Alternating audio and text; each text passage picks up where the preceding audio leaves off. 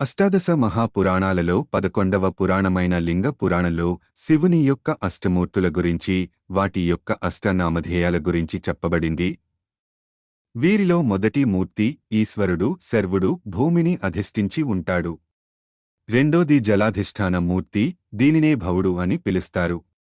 సమస్త విధ అగ్నులకు మూర్తి రూపమే రుద్ర నామధేయుడు. లోపల బయట నిరంతరం చలించే వాయు రూపమే ఉగ్రుడు. ఐదోది పంచభూతాత్మకుడు, ఆకాశరూపమైన భీముడు.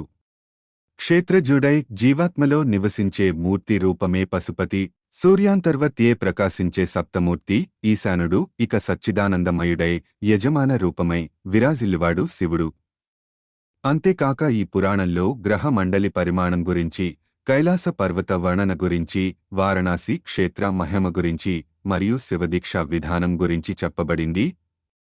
కోరికలకు హద్దులు ఉండవని, అనుభవించిన కొద్దీ ఇంకా పెరుగుతూనే ఉంటాయని, కావున వీటికి బహుదూరంగా ఉండాలని ఈ పురాణంలో ముఖ్యంగా చెప్పబడింది.